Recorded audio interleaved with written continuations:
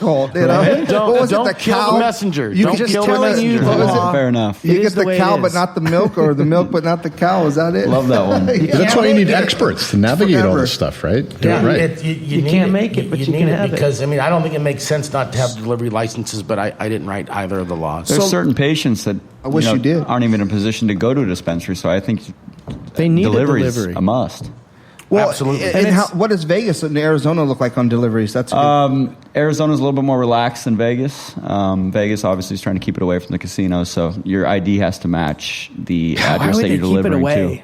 What do you mean? Wait, say that again. Your ID has to match the delivery address that you're delivering to. So if you live at the casino, you're so okay. if you're a local in Vegas, you're good. If you live at a casino, I'm not sure. I think that might be great. You mean if I'm up at the top, the suite? Yeah, I'm sure there's a back elevator for those suites. Yeah, I know there's a back elevator for those suites. Yeah, in fact. So, Jim, you wanted to say something earlier?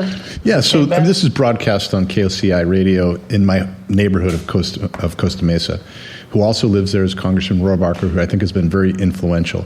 Something forward-looking here to keep an eye on is the Rohrabacher-Farr Amendment. Tell me that's getting that.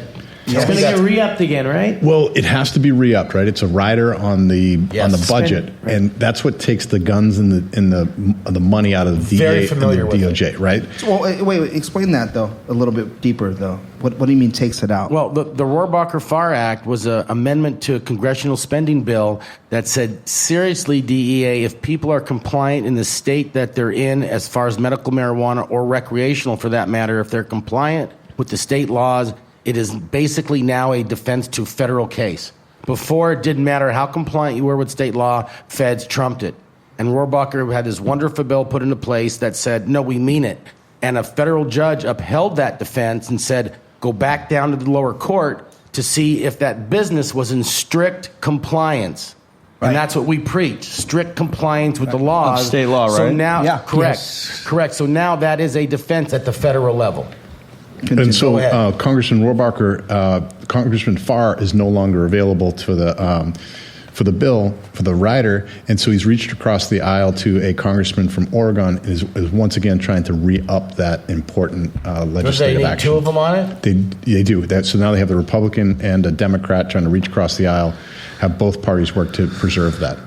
Wow. They're running out of time, aren't they? Yes, it's imminent. It's here in December. Let's talk about the newly appointed Attorney General here for a minute. Sessions. Let's stop in our tracks. Well, all I can hope for is Trump's comments about states' rights. States' rights. He's a businessman. Come on through with that business stuff, man. Come on down. Talk the talk. Oh, you're going to be seeing walk the walk. Doors are going to get kicked in. What do you think, though? I mean, what do I think? I think that they're going to stay hands off as much as too much Sessions money doesn't like it. You know, it's generating huge tax revenues for these different states, and I think that states' rights still trumps the federal law on marijuana, doesn't. in my opinion. Well, that's should. Well, no, It should, and the federal government should take heed. Not in layman's terms, but no, they should take heed of all the states. I believe Trump's campaign, he will respect states' rights over the Schedule 1 of cannabis. I mean, imagine him turning it upside down right now. The tidal wave. Imagine the amount of money it would take him to put the cat back in the bag. Come on. Right. Yeah, that's it's really insane amount of tax dollars. Very well insane. said. Yeah, that's not going to happen. I think he did it just to scare the out of us. That could very well be. Who knows? Yeah. It worked. So you think that this guy's going to have? I mean, who is he? What's his name? Sessions. Senator Sessions. Senator Sessions. He's a very conservative man out of Alabama. He was the man who liked the KKK until he found out they smoked cannabis. That's exactly who he is. Until they smoked cannabis. Then they were bad people. I believe he said good people do not smoke pot. Yes. Quote unquote. Actually, quote unquote. That's my new T-shirt right there. Good people. Everybody knows my company. I have a new company called GP. It's called Good People. I like that. Yeah, and that's it. That's the new slogan. So it should start trending soon. 3, 2, 1. All right, that's great. So back to as far as the cities, Costa Mesa, are they reaching out to manufacturers of extracts or in order to get these partnerships with people with the backing to have a facility that's going to be necessary? I wouldn't say they're reaching out. I think the city did the right thing and put an ordinance or a ballot initiative on to compete with the others that were coming forward that weren't so favorable to the municipality. They were very monopolistic. And honestly, as much as I want to see safe access, if Costa Mesa were to have adopted one with 4 or 8, the fear was that 100 guys would show up and say, I'm here for one of those 4 or one of those 8. And we were having to fight those with code enforcement where we had a maximum of a $100 fine per day, which was noise in some of these margins, because Costa Mesa is so centrally located, the scale and intensity of those uses. So although it didn't get included now, it is and will be included in the future. Interesting. Wow.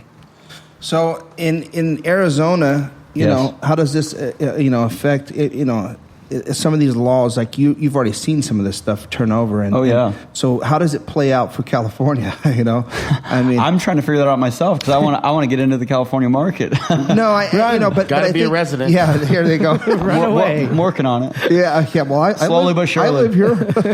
I'm actually going to get a room at his place. Or one of your partners can be a resident. Yeah. Yes. That works too. Put them on the board. I've been here my whole life. That's what I did in Nevada. I put on local partners. Yeah. Well, that's a smart thing to do, and I think my brother just became an Arizona resident. Okay. And so I actually I wasn't privy to the first lotto in Arizona. Right. And but the second one I was very aware of that just recently passed. As were many others. Yes. Yeah, too many others. Yes. And I found out that I in one swoop night or one swoop day I lost $200K.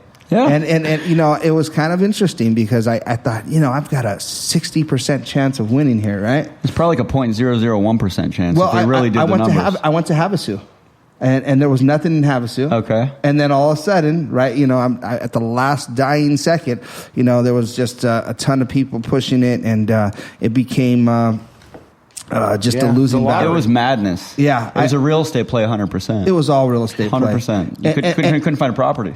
Well, not only that, I started finding raw land. Right.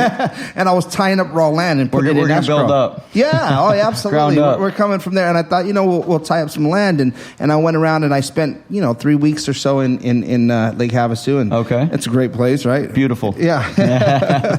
And we caught an L, man. We lost $200,000 and it was called speculation. Yes. And you know what, though? The gambler. But I learned something along the way, and that was that that you can have a cooperative type style grow out there, right. and as long as there's not a dispensary within 25? It's 25-mile radius, right? And so there's only like 5% of the state that you're allowed to still do the caregiver.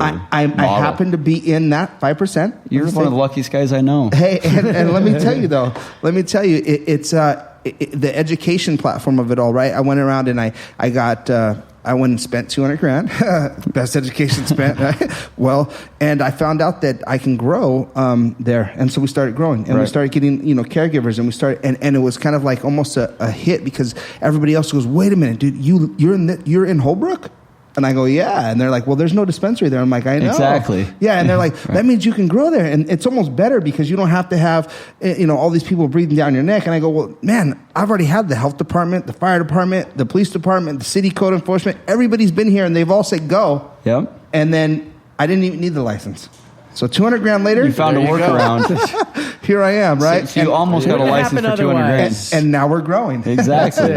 One way or the other. So welcome to Arizona, man. And well, the licenses in Arizona are vertically integrated. So with each license, you get a storefront, you get a cultivation, and you get a extraction laboratory. Right. There's 131, and that should be as many as they allocate throughout the whole state. Well, we're there. Limited number of operators. Yeah. Sure. It's a great place. It's booming, It's a booming medical market. Everywhere. Yeah, medical market. Yeah. Only medical, right? Only medical. It's the only state that didn't pass its initiative. Right, that Arizona's. Yeah. Smart. Yeah. They're waiting. They are going to wait. You know what else, Chris, I think will be exciting to watch is if you model California after Colorado, I think we're going to see a lot of companies seek to go public and access capital in the public markets. Yeah. They got to wait 5 years. Well, there's a couple doing it now that are accessing money on the market. Oh, yeah. There's 300 companies right now that are public. There's a lot, but that touch the plant, that actually touch the plant? Several. Yeah. Yeah, handful. Yeah. Which are? Do you know? TerraTech is one of them. That was the one I was going to say. Grow Blocks is another Yeah. out of Vegas. How are they doing? I mean, and they're all reporting, right? Well, but they trade on the pink sheets. They're not. They're non-reporting. They're not NASDAQ or right. the New York Stock Exchange. They're on the bulletin board. Penny shares. Yeah. They're fully reporting. Shares. But they're reporting. Yeah, if you want to see what a dispensary looks like from a financial perspective, that there's a TerraTech posted one dispensary's $12 million revenue and broke it down, so it's public record. That was in the California location, It's in Oakland, yeah. Yeah, with Harborside. What about Harborside? And I'm just saying that up there, that's doing that much money, that volume. I think Harborside's doing quite a bit more than that, I think. Yeah. Didn't they get rated? I heard a while back. I haven't heard anything recently. Yeah. You guys know better than I believe they're one of the ones who got their case dismissed at the federal level. Yes, the DA that's finally right. backed off. They got rated and then they got dismissed. Because of the Rohrabacher right. Farr Because of Act. Rohrabacher Farr. So let's if Rohrabacher needs any of our help, tell him to call us. I sure will. He's actually contacted us and said he wanted to come on the show. Almost had him on the show. And we once almost or had twice. him, and our Mr. Warbacher's schedules next. Our schedules didn't work out. We were heading to Vegas, and he was local. So, hey, there it is, guys. That's our show. Mathew Morgan, Jim Fitzpatrick. We want to thank you guys, ladies and Thank you for gentlemen. having us. Please give these awesome folks a round of applause.